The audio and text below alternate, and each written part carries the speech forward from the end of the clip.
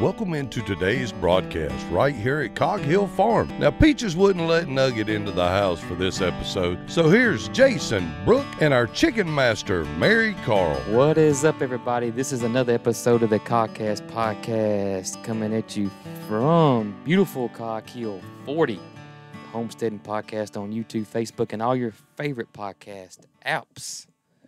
Had a little technical difficulty this morning. Yeah, Jason told me he was ready, and so I came in, and he turned his camera on, and I sat down, and he started fumbling, and he wasn't ready. I did get a new computer, and I think I got your mic, and you got mine, but it's okay. Quit fumbling, and let's talk. High enough. I don't want to squat. See, he told me he was ready. But I got a new computer and had it all ready to go, and it didn't work with the recording applications, so I got to set all that up. I thought it was going to work instantly, but it didn't. So he's using the old one, so let's see if we can make it through this. Yeah, we should be. Fingers crossed. Fingers crossed, but we should be okay, though, I think. Well, you just asked me what we were going to talk about, and I don't have a clue. But you used to kind of get worried about it, I think, if you didn't know what we were at least going to try to talk about. Yeah.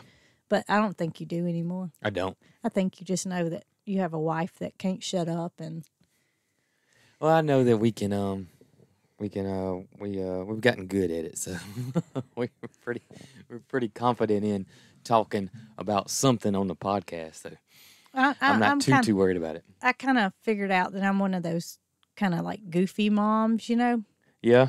My mom wasn't that way at all. She was, real just up, I don't know, not uptight, but just not like me. And so Marycarl and I went to town yesterday to take care of a few things. And on the way back, I did something. It was a song that came on, and I made a little witty saying or something. What song was it? I don't know. Don't even ask me. I don't even know if it was a song. Something came up for her to say, "Mama, you're weird." Is that right?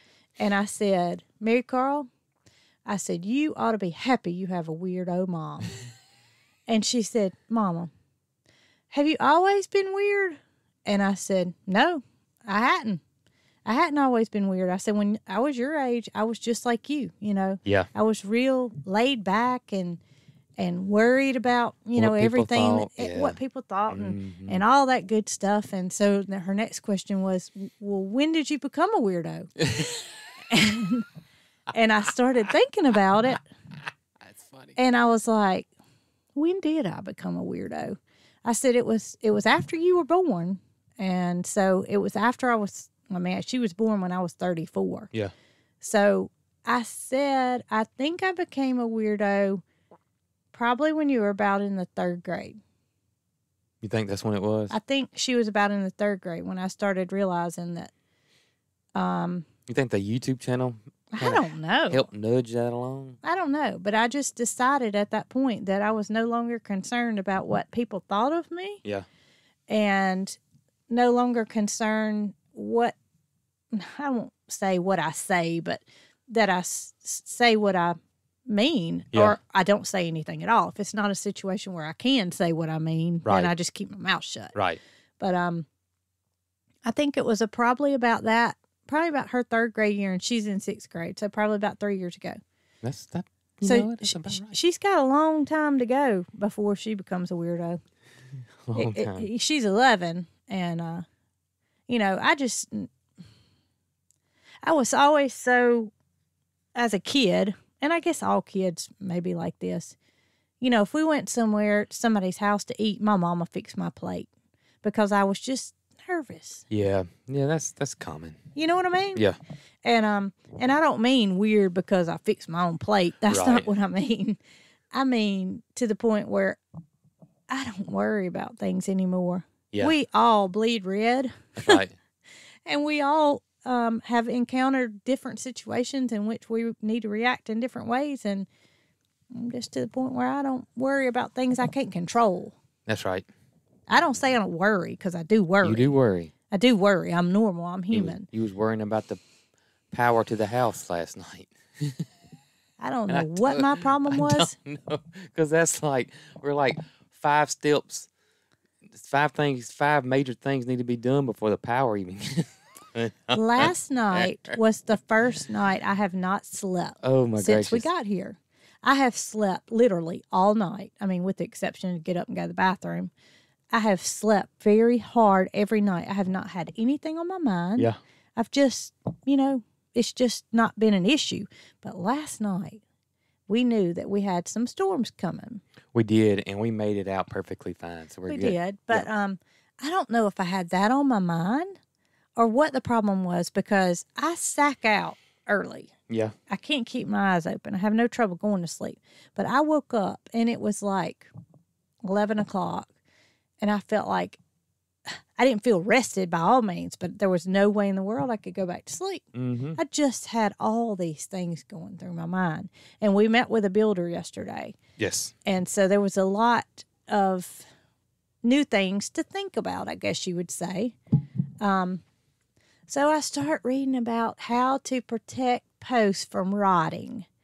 And that's the worst thing you can do if you wake up is to get your phone. Worst thing you can do is grab the phone. First, I didn't grab my phone. First, I watched the news. That's probably the second worst thing you can do if you wake up. So I watch World News Tonight. It's on my Hulu thing on Roku. Uh-huh. So that's the way I keep up with the world is World News Tonight. It's only like a 20-minute episode. Right. So once I watch that, I feel caught up, not locally, just nationally with what's going on. Mm-hmm. So I watched that, and I hadn't watched that in a few days. So I got caught up. Mm-hmm. And then I was like, I'm just really not going to be able to go back to sleep. So then I start reading about how to keep posts from rotting. And that was our biggest concern when we were initially going to build a pole barn was we all know as homesteaders that when you put anything in the ground, it eventually is going to rot, whether it's pressure treated or creosote or whatever. It's going to rot. Eventually, at some point. And, I'm 45 and I plan to be here for a long time. Mm-hmm. And I'm thinking, if I live to be 90, that's 45 years. Those posts are going to rot before 45 years. Yes. And that's just how I think. So I start reading about different ways to protect the post. And then I start reading about cabinets. And it was just a revolving Just a door. rabbit hole. You just went down that rabbit hole and couldn't get out. But then I finally went to sleep. Mm-hmm. And I woke up like 2 hours later and I was in the same boat. I know. Maybe you just need some relief. I don't know from what. I don't know either. We've been working hard, though. We have been working hard. And it wasn't the fact that my body wasn't, tired because my body was tired. My brain was wired. We've been working really, really hard.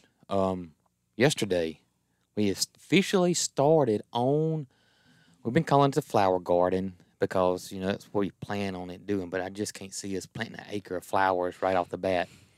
But it's over an acre. I think it's acre and a quarter, at least an acre and a quarter, and that's huge. It's for us. I mean, that's big. It's what I tell you, roughly close to 45,000 square foot is what an acre is. I don't even want to think about it. We went from that's what you told me because I was trying to figure out how much lime to put out. What was our other garden? 40 by 30. I don't know. So 1,200. We're going from 1,200 square foot to over 40,000 square foot. 45,000. So, we, if y'all guys remember, gosh, it's been a while, but we had our soil tested. I took soil samples all over the place, and it came back that we were very acidic. And the way you offset that is you put out lime or limestone. It's just pelletized lime. And the limestone offsets and neutralizes the acidity. And we recently have got us a spreader for the tractor, which was a big decision for us. We were tossing back and forth. We wanted to put ryegrass out because we've had all this site work done and it's bare ground and wintertime's coming, so rain's coming. So, Greg recommended that too, and we wanted to put it out, and I put it out with a hand spreader, and I told you this ain't going to work.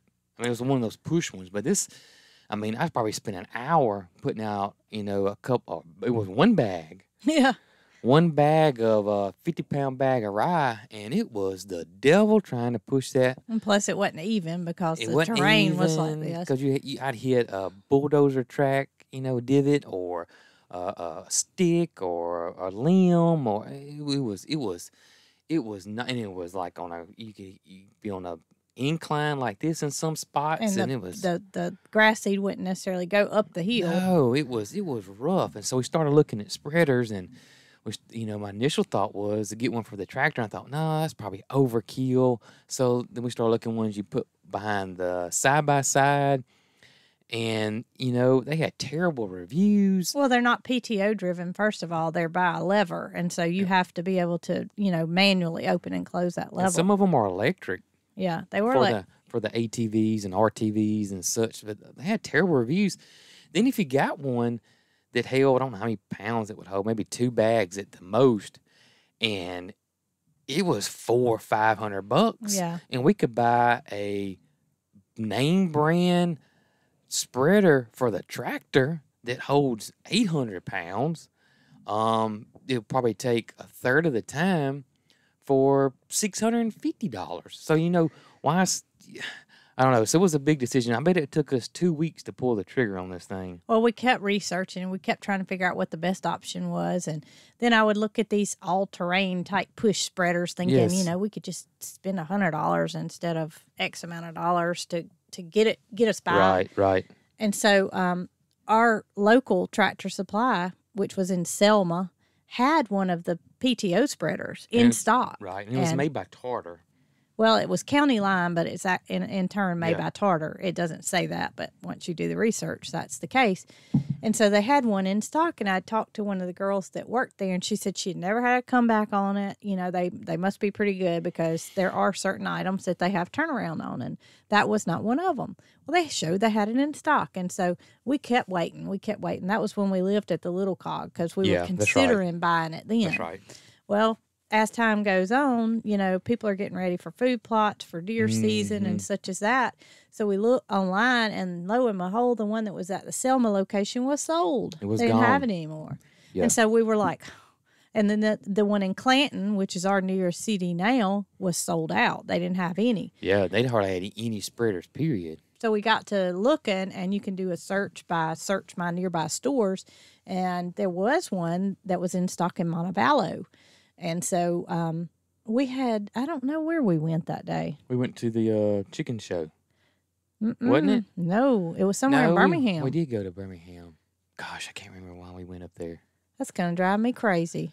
Oh, man. Because we were in the truck. Did you find something on Marketplace? No. No? We went to get your computer. Oh, that's right. Went to get my new computer. Went to go pick the computer up. That's right. And so on the way back from Birmingham, Montevallo is on our way back, and so we stopped at that location, and that spreader that they had been there for a while, and so it was actually like $130 cheaper than the advertised online price. Yeah, it was. It had the old sticker on it, and that's what they sold it to us for. But another reason that we decided to go ahead with the spreader is when we got here, we realized we had acidic soil, and Greg from Hoss Tools told me to get lime on it ASAP. He said a ton to the acre, which is a lot. That's a lot. If y'all know math like I do, it's 2,000 pounds in a ton. And so a ton, 2,000 pounds, that's just for 1 acre. And we have approximately, 17 acres of pasture? Yeah, or 20. Yeah. So it's a lot. That was going to take a lot. I can't figure and that out. Then he told me, because Greg read my analysis, my soil analysis, because he can do all that. I can't. It's above my. But Greg's smarter than me and could read that, and so he told me, how much he calculated and told us 1,000 pounds per acre, and 1,000. 2,000 pounds per acre. Because we got very acidic soil, and flowers and your vegetables tend not to like it. Now, if we were growing nothing but blueberries, we'd be, perfectly set up, but that's not what we're going to just grow here. So then he told me, he said, hey, look, if it's open pasture, because at the time it was, don't bother trying to do that yourself. Well, he didn't even say if it wasn't open pasture. Right. He said, do not do it yourself. Right. He said, you're not going to be able to do it. Yeah. You just not. Takes too much. He said, and I can see that. If you're doing 20 acres at a ton per acre, that's 40,000 pounds? That's a lot. So I called a local farm supply center it took me a lot of research to figure out who to call to actually apply the lime, because we don't have a co-op in our county. Yes. We do in Dallas County, which was our previous county, but not here. And so it's, it's too far for a co-op to go to spread the lime. So I finally found a local feed store that would apply it. They said, we'll put you on the list. Well, that was back in March. Yeah, and then you call back again. And I called back again. They said, ma'am, your name's on the list. We're just going down the list. Yeah. We'll call you when we get to you. Not being ugly, but just. They still ain't called us. They never called. They never got to me. And I just finally said, I can't continue to wait for somebody to come and spread it. Plus, they use one of those. I don't know if y'all have seen them or not. They're quite regular here where we are. They look like a monster truck, like you see Bigfoot. They're these humongous spreaders. That's not what they would use here, Jason. They would use a pull behind a truck.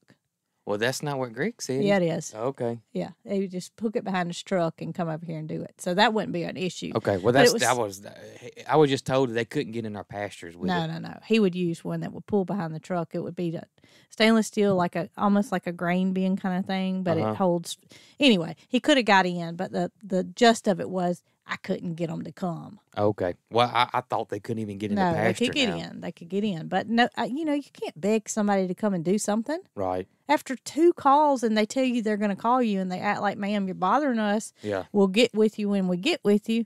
I said, I'll go buy the lime myself if we've got the cedar. Yeah, that's spreader. That's what I kept saying. Let's just buy the spreader because it's got to be done. And it would have definitely been more cost effective to pay somebody to come do it in bulk because they would have done the whole place for like $700. Is that right? I don't remember exactly, but anyway, I could buy a bag that was 40 pounds for $4.75 a bag. Right. So I needed 50 bags because it was 40-pound bags. That was 2,000 pounds. Mm-hmm. So I went and they loaded the pallet up on the back of the truck with bagged pelletized lime, and we were able to. It was easy. Yeah. It didn't take us an hour. No, it probably didn't even take us all in all because we filmed it. It'll be on a video coming up. If we wouldn't have filmed it, and of course we didn't know what we were doing, we had to read and try to figure out how. But if we do it again, it'll probably take 15 minutes. Our biggest issue was we didn't put a gate where it should have been. That is big issue that's going to be solved very quickly. So we had to battle the boy goats to get the truck through the pasture to the new flower which isn't farm. Easy. No, you have to lure them with animal crackers, and they're acting like they're jumping on the tractor, trying to ride. The movement of the truck and the tractor does not scare them at all. So you have to be extremely careful that you don't hurt one of them. Yeah, and then somebody else is trying to keep those stinky men back. And they're getting that buck smell all over them. and they see the gate open, and they're like, oh, let's go out the gate. Yeah, there's greener pastures on the other side. And Joe probably weighs 120 pounds. Oh, goodness. It's not an easy task. And not only do we have to get the tractor in there, we had to get the truck in there, too, because the lime was on the pallet on the back of the truck. Yeah, so it was, we're definitely going to have to. And when we originally built the flower farm area, we thought we put the double or the large gate where we could get in and out on the right side. We did. We thought we put it on the right side, but that's just one example of you're human, you make mistakes, and you learn from them. Yeah. So, we put a gate in the wrong place. What are we going to do about it? We're going to fix it. But yeah, we're going to fix it. We're making do with what we have right now, but we just know that it's something we need to correct. And we know now that spreader is because it ain't come off the tractor in 2 weeks. It's a valuable tool that will pay for itself pretty quick. Yeah, I think that Greg advised us to put some fertilizer out, to help that rye. Yeah. And so I think our next step will be to fertilize the rye. And this is around the house site where we're this is not where we're growing anything. This is just simply to get that rye to come up and help control any. Well, we had good rain last night, and it really didn't wash anywhere. We got one spot. One spot. Where's it? On the back side of the house site. Really? Mm-hmm. See, I wouldn't Is it down by the barn or up at the top? It's kind of where it was originally. The ones that we had like 5 wash spots, we only got 1. Oh, it's on the side then. Yeah. Okay. Yeah. So we went from 5 or 6 or 7 wash spots to 1. And this is all I've recorded all of this, so y'all are hearing it before you see it. And we put a bunch of old hay down. I was going to talk about that. Yeah. I had found some old hay for sale, and it was in our old location. Yeah. And I found it on Facebook Marketplace, and it was $15 a round bale, but it wasn't suitable for animals. Yeah. It was old. It was old. It was last year's hay. It had been sitting out in a pasture. It wasn't covered. But that's what we wanted to control this erosion issue on our banks and hillsides. There wasn't any going on, but we were trying to stop it before it started. So I was going to drive over and pull the 20-foot trailer to get what I thought I could get 5 bales on that 20-foot trailer and haul it back over here. Well, I kept searching. Finally, Marycarl and I went to the post office in Clanton one day, and I saw a sign, and it said, hay for sale. And so I called the number. And this is just something that Marycarl wouldn't do today, not only because she's 11 years old, but I probably would have been a little uneasy about it in my 20s to pick up the phone and call somebody and say, hey, do you have hay for sale? He said, yes, ma'am, I do. It's $45 a bale. You would have said, okay, thank you. Mm-hmm. Not me. I said, okay, well, let me ask you this. Do you have any old hay for sale? Yeah. Yes, ma'am.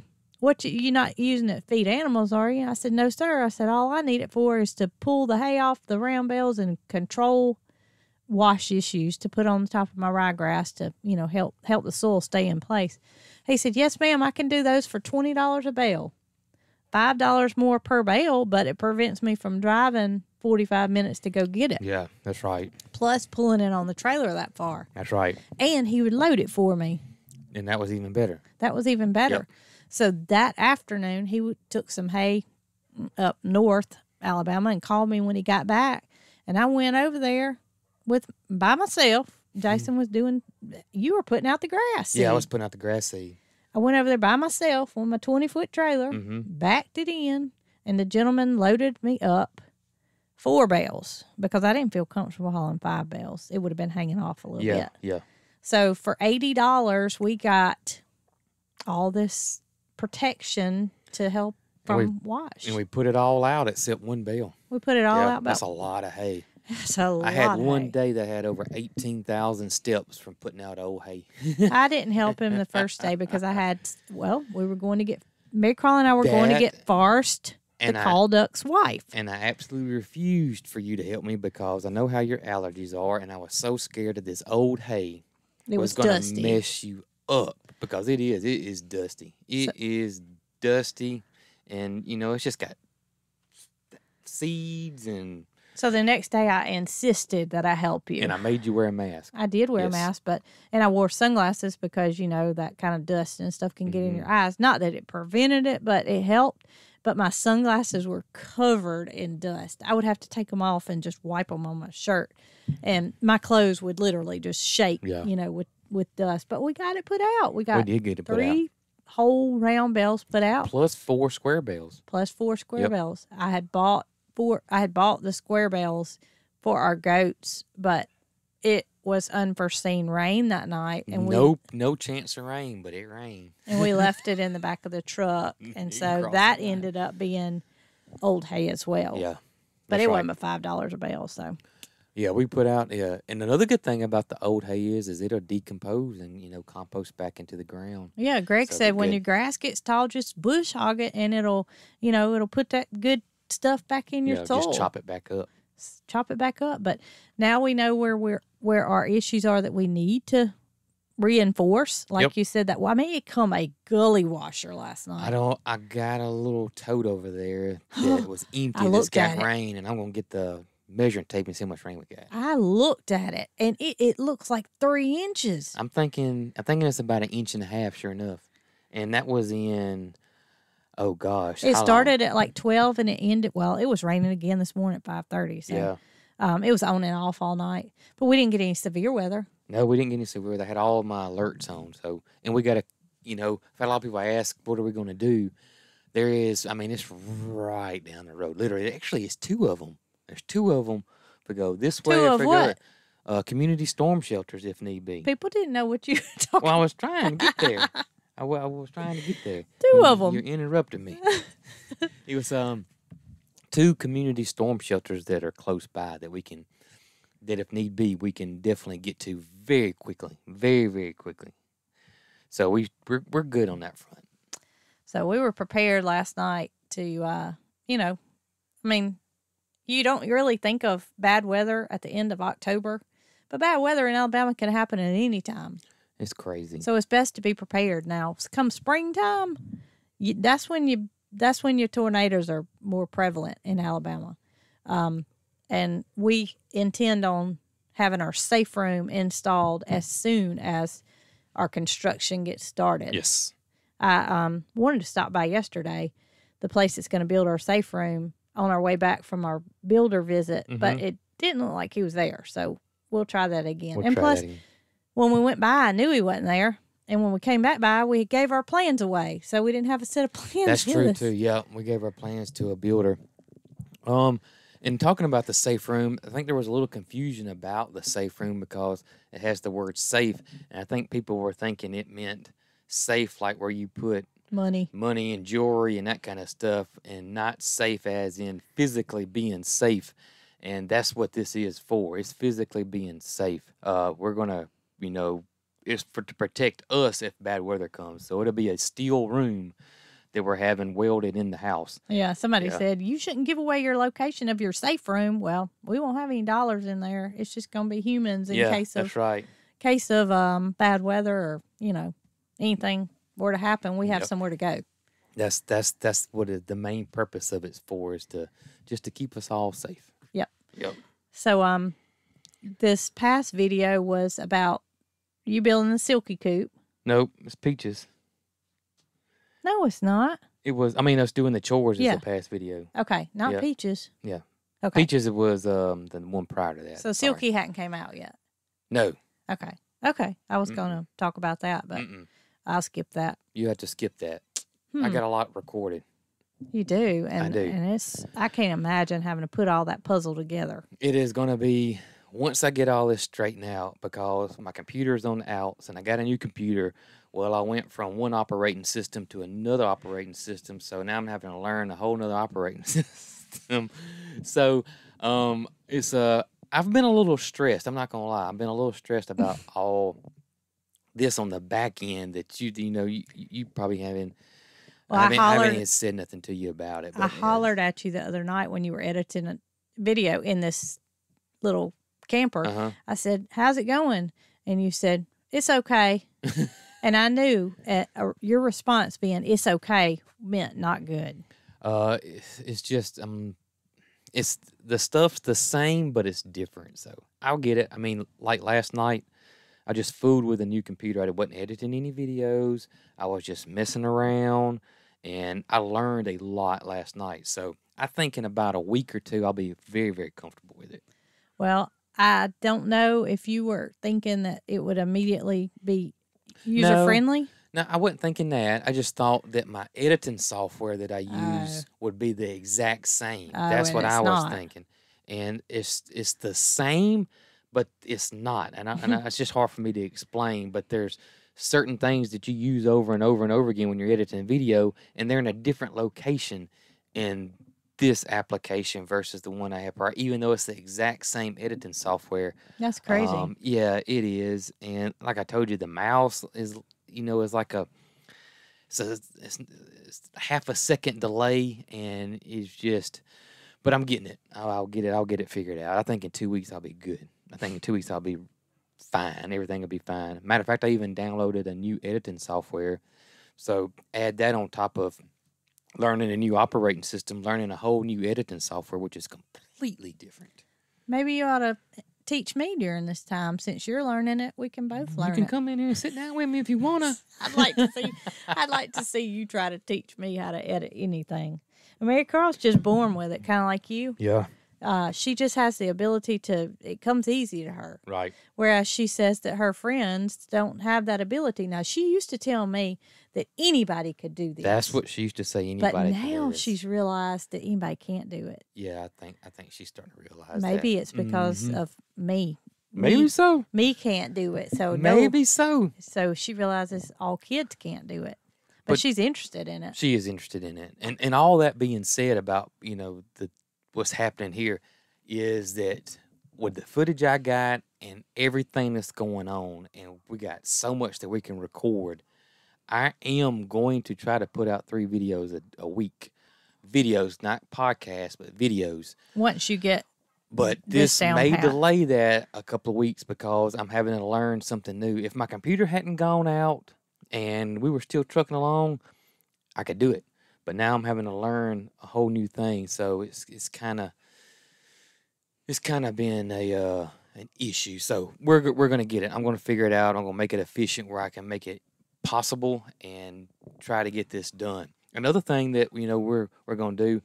This is what I plan on doing. This is what, in the perfect ideal situation, and it may be the middle of November, maybe the end of November, the 1st of December, once I get this all smoothed out, is 3 videos a week.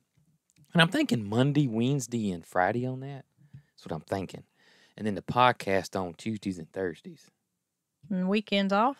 And the weekends off, except one weekend a month, either a Saturday or a Sunday, we'll do opening the mail and gifts on the podcast. I got a bunch of stuff that I picked up yesterday. Yeah. And I'm not opening it yet. Yeah. So we're gonna wait till we get enough to make a podcast out of. Marycarl has informed me that is not gonna work, Mama. We're gonna see. She said if it don't work, not it don't gonna work. If it don't, but there's only one way to find out is to try it. That's right. Yep. But we are going to have an issue with where are we going to store the stuff until we open it. Yeah. Well, once I think I get things straightened out and get it rolling, I think we'll be okay. We'll see. We hadn't even shown our doors. We told y'all they came in, and we told you that I rented a storage building in downtown Clanton. Yeah. That Brian at Crossroads Building Supply went and put my doors in that building. All right, so I went and, I took you with me. Yes. And we looked at them. Yes. And really can't tell. I mean, a door is a door when it's not finished and on the house. Yeah, because it's just kind of like a generic color. Yeah. And or you can just see the shape of it. And they look awesome, but once they get stained like the color we want it to be stained on the house, it's going to look way, way better.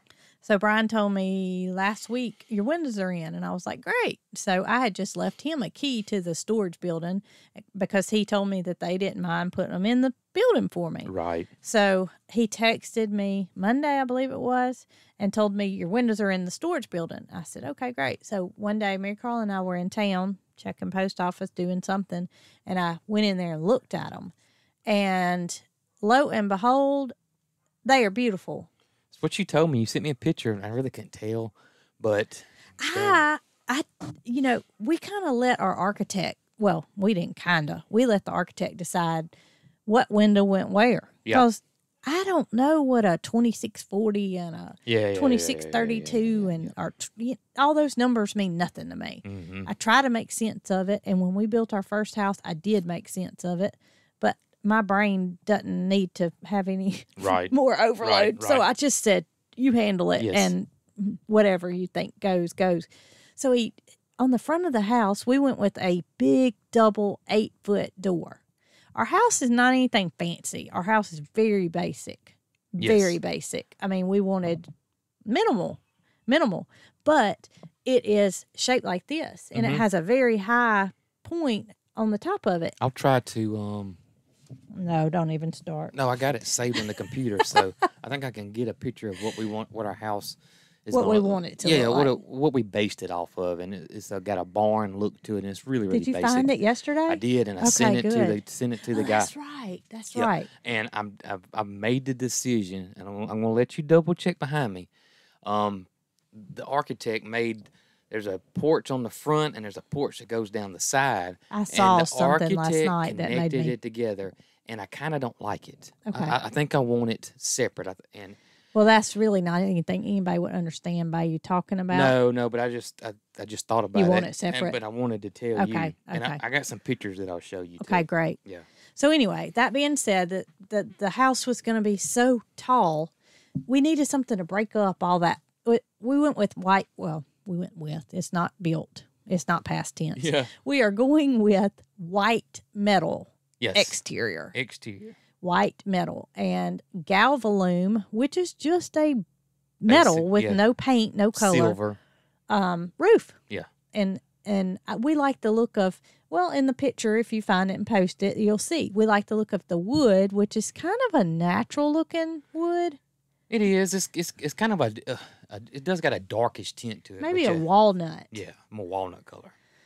With that white and the galvalume. Mm-hmm. So we went with a double front door, a double 8-foot front door. We did. Your normal door is 6'0", which is 72 inches, I believe.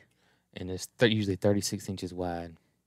Well, this is 96 inches wide and 8 foot tall. Yeah. So 96 inches tall. This is big. It's big. Yeah. And so the architect said, if you want that door, because I just thought it needed it to break it up, then we need to go with windows with a transom to match the door. And tell them what a transom is. Well, I didn't know. Oh. That's okay. what I'm going to tell you. Oh, okay. Is I knew it was a piece above the window. That's right. But I still couldn't picture in my mind what the transom window was going to look like. I just agreed with it. You know, I just said, okay, we'll have transom windows across the front. And it's a smaller rectangular window that's above your window. Well, I got to thinking that it might be 2 pieces. But it's all made together. It's all made together. But it looks like 2 pieces. It looks like 2 pieces. So when we stopped the other day after Brian said they were in the building, I was just giddy when I looked at those windows because I could see what a transom window was. And that sounds crazy. How can you order a window and you don't know what it looks like? Of course, I Googled it, but seeing it in person made it all come together and realized that is what we needed. They remind me of, we got a lot of antebellum homes around here. Oh, yeah, it does me too. And especially on the inside of these antebellum homes, because there wasn't no air conditioning back then. So above the doors on the inside, there's a window up there, and it may be called a transom window too.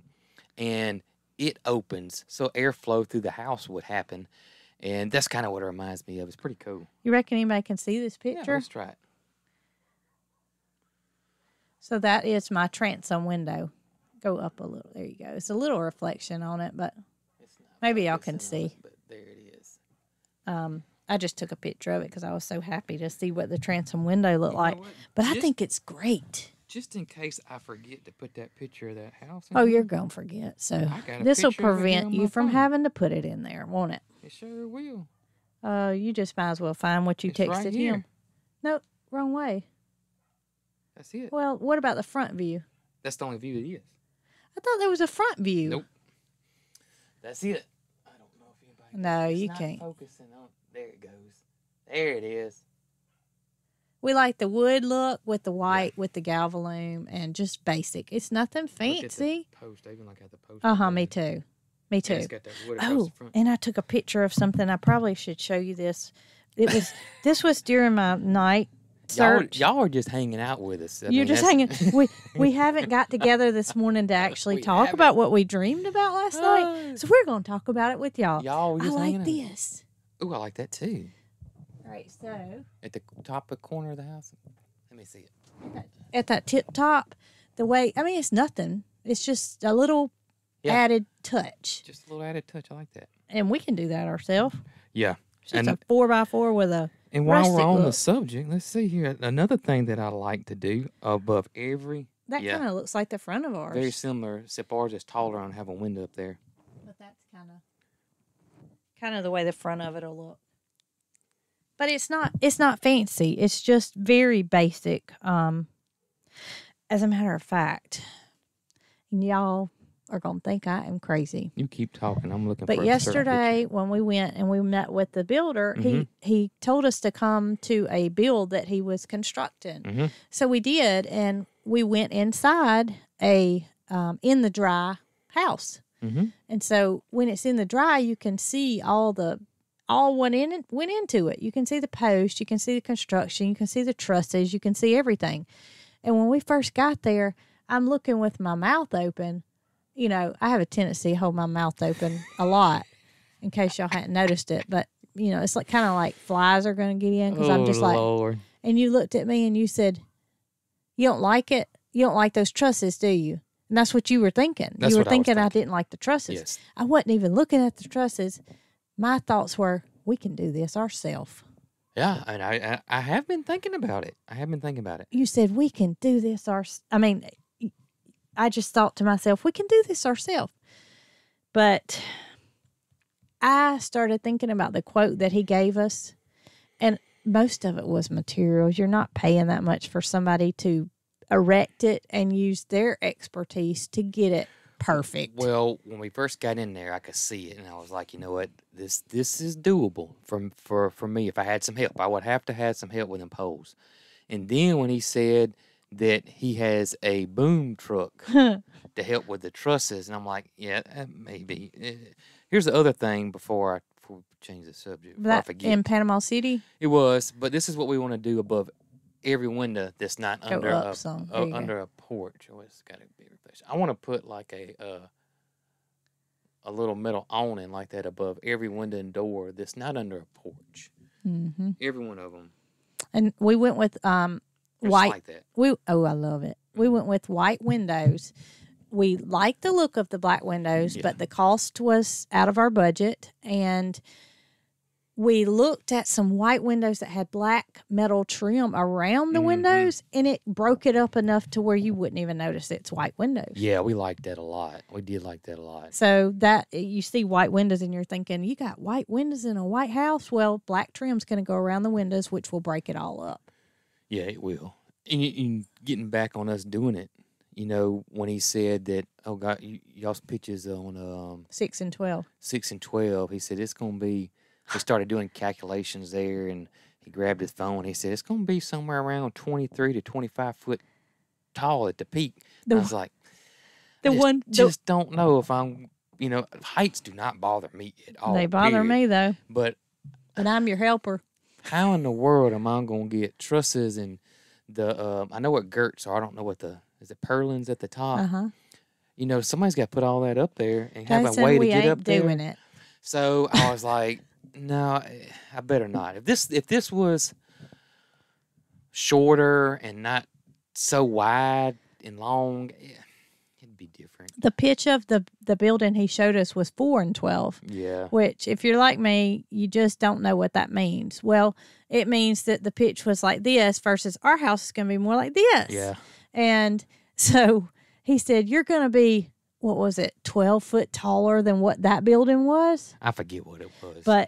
And I was thinking our side walls might need to be changed from 12 foot to 14 foot. Yeah. But after he told me that, I said 12 foot's plenty. 12 foot's plenty. So that's what that build was. It was 12 foot side walls, which is the height of your interior walls. But the pitch was not as high as ours. So that's going to make it go from this to this, and then we're going to be higher up here. Right. We can't do it. We can't do it. I thought to myself when I first saw it, I was like, we can do this. You know, my mouth's open. We can do this. But then by the time he talked to us and showed us, how in the world would we get the trusses up there? We would have to rent equipment. But we would have to rent it for months. We wouldn't re-rent it for days because we couldn't get it done in days. Yeah, we couldn't. Then we'd have to find us a concrete person. I don't want to be responsible for all that. I just don't. We can do all the inside work, and that's going to be enough for us. Yeah, I agree. That being said, I asked him how long it would take him to get it in the dry. Mm-hmm. I said, just in the dry now. And he said, 4 to 5 days. And if, wait, let me think. He said, maybe 6 or 7 days. And that's per building. Yeah. And I'm like, wow. Once we get started, we're going to see some progress real quick. Because it does not. That's the one thing about a pole barn house or barn dominium or whatever you want to call it. You know, they're quick. Well, people have the thoughts that you build it because it's cheaper. And that's not necessarily the case, because you can go as elaborate as you want to. Yeah, you can go. The main thing about one of these houses is you can make it economical, for sure. Absolutely. Because you can do a lot of work yourself. You can do a lot of work yourself. On the inside. Because it is open. It's in the dry. All the weight are on your poles. There's no weight on the inside.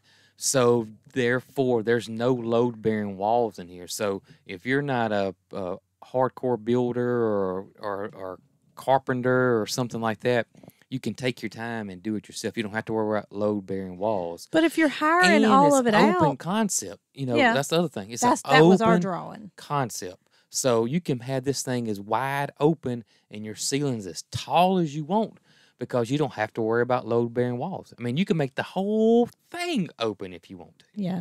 But that was our biggest issue, was the fact that we could finish it out ourselves on the inside. And the second thing is we loved the open concept. We love the openness and open concept. We like the barn feel to it. So, if you hire a contractor from beginning to end, you might not save a dime building a barn dominium. You may not save a dime. The only thing is that they probably can build it a good bit faster. Yeah, it could be built faster. That would be. But people on all these forums say, is a barn dominium cheaper than stick built? You're not building it to be cheaper than a stick built. I don't think that comes into play. I think it's just the fact that you can build it faster. And then if you are a DIYer, you can finish it out yourself on the inside. And it's probably a lot less maintenance on a barn dominium versus a regular stick built home. Well, that's what we were after too. When we built our house at Cog Hill, we went with a metal roof, and people weren't building with metal roofs 17 years ago. Not like they are now. Not like they are now, no. Hardy plank siding had just become it probably had been out, but it wasn't super popular like it is now. It's called James Hardy board. Yeah. And it's made with concrete, and so it doesn't rot. Mm-hmm. It it won't warp. It doesn't need painting that often. And so we went with that, and we put all that siding on ourselves. Yeah, we did. Piece by piece by piece. Yeah, we did. But it does eventually need painting. Eventually, it will need painting. And you know what I saw on some of these barn dominium site forums the other day? What's that? That somebody was saying that they were trying to encourage people to go with fiber cement versus metal. They said metal would need painting every 15 to 20 years. And people were like, no, metal doesn't need painting every 15 to 20 years. Unless it was just extreme weather conditions. A color that faded extremely bad and was in extreme conditions. But we're going with white, so we don't worry about fading. That was our biggest issue, is we know what a colored roof will do. Yeah, eventually. Now, colored siding would not be as bad, but it would happen over time. It would happen. It would fade. Yep. White's not going to fade.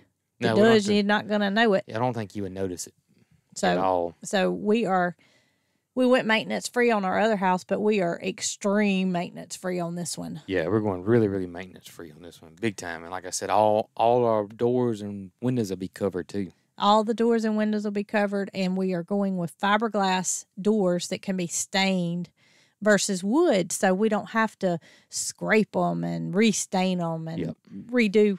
Yep. Fiberglass is more durable, so that's what we decided to do. Hopefully I can find somebody that can do that gel stain, because if Brian can't do it correctly and he wasn't happy with the way he did his, then I don't feel like I can do it. He's much more of a professional than we are. We'll see. Maybe they've changed since he did. But he said the good thing is that it's very forgiving. Yeah. That if you do mess it up with that gel stain, you can easily get it off and start over. That's right. He said he ended up painting his. Yeah, instead of using the gel stain. I remember you telling me that. So we have met with. We've met with another builder. We have sent our plans out to several other contractors, waiting on bids to come in, which has been a pain. Pain, but it's been a pain. You expect to hear something back from people, and we realize that they're busy and they have other things going on. But then when you don't hear back, or even when you do hear back and they say, I'll have something to you in a few days, you're waiting and you're waiting and you're waiting and you don't hear from them and you're just like. Yeah. Yep. And then there's been several that are being good at communicating with us. They say, hey, I'm having issues with this. This is how much this is going to cost. I'll get back with you in a couple of days.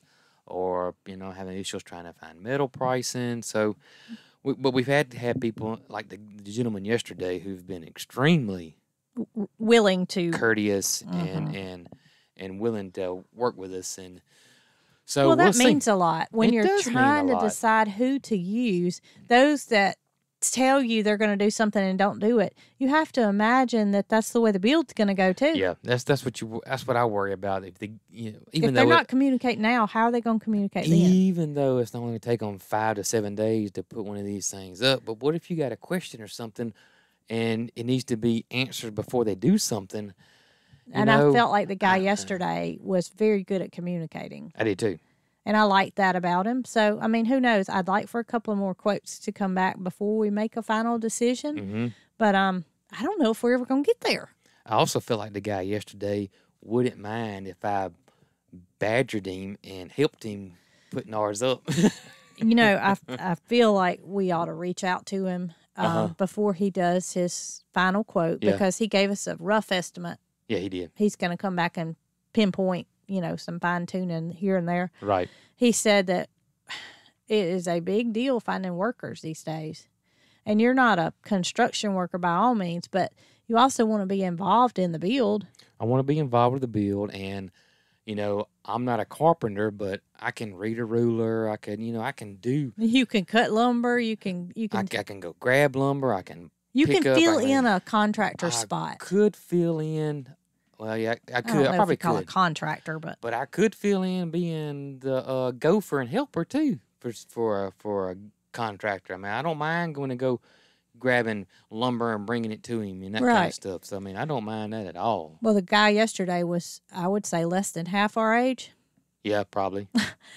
But he was a hard worker, he knew what he was doing. Yes, and he has learned along the way, and he was just.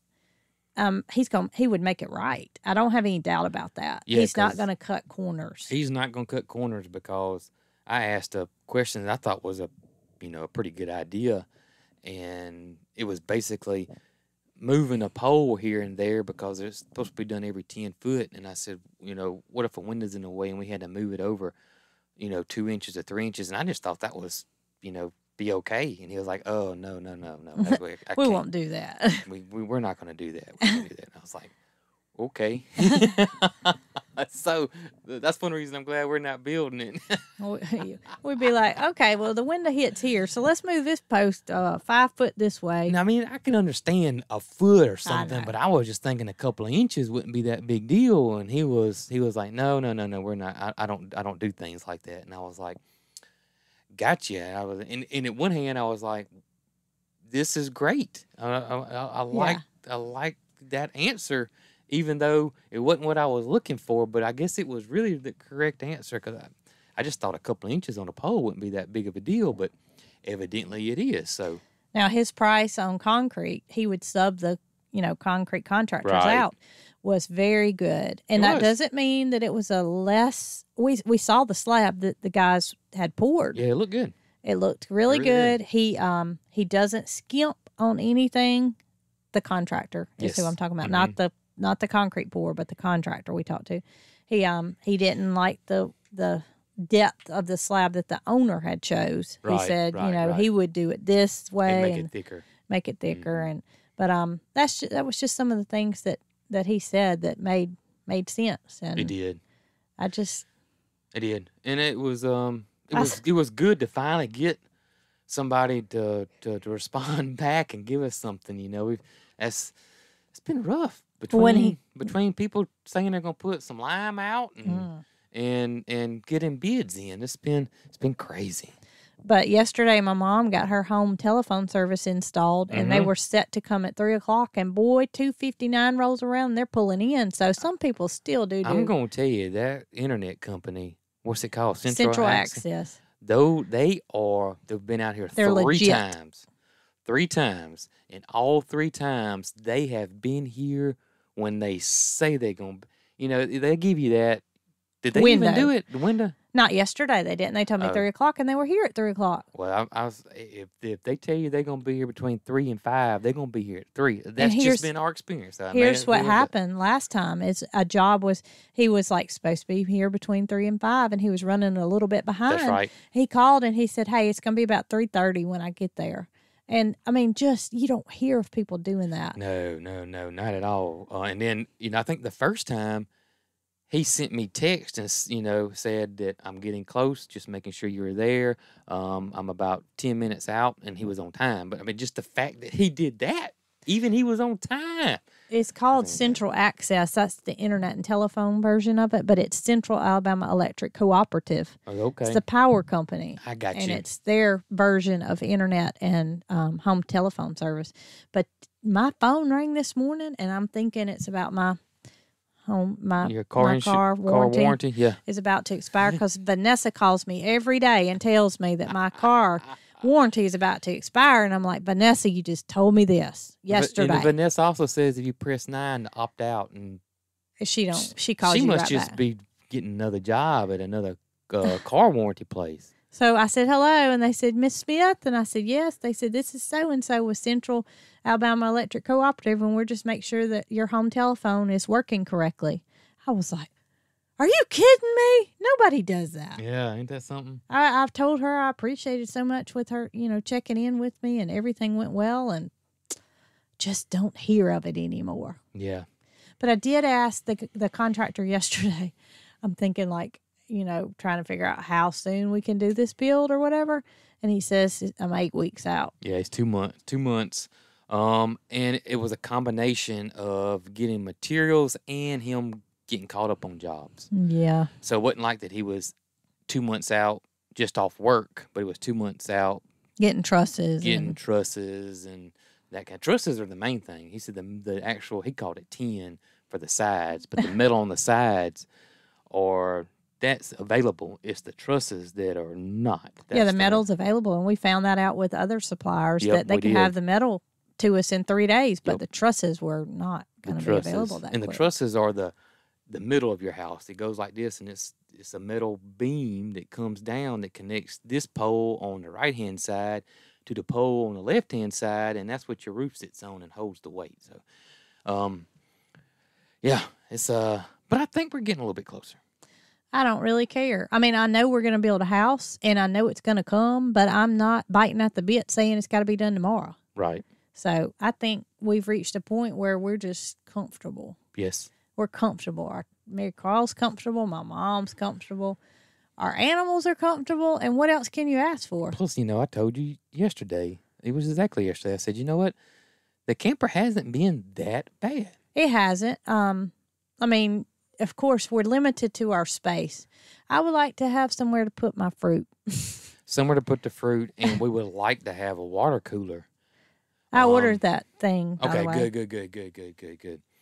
Our water tastes terrible that comes out of the faucet. Yeah, and I put a filter on it. But you know what? What? During my night, last night. Bad tasting water. I did. And do you know that is a big time problem in campers? Oh, really? So you know what I'm going to do today? What? Going to my mama's, and I'm going to fill up a cup with water that comes out of her spigot. Because I want to know if it's the camper that's creating that terrible taste that I don't like, or if it's the water here. And I think it's the camper. Mine is that I don't think it tastes terrible. Oh, I just think it tastes terrible. Different. Because y'all know how it is. If y'all been on vacation before and go to a different state and go taste their water, and it may taste, you're like, oh my gosh, but those people drink it every day. So, I mean, I think it's just different. I think we're just accustomed. I'm such a picky water drinker. Yeah. Some people can drink any water and it doesn't bother them, and I think you're one of those. I am one of them, yeah. But not me. Not me. I can have Aquafina and I don't like it, and I have Dasani or however you pronounce it, and I like it. So I'm just a picky water drinker. Maybe so. It don't bother me. I can be at a birthday party and then give out water, and it be a certain brand, and I just can't drink it.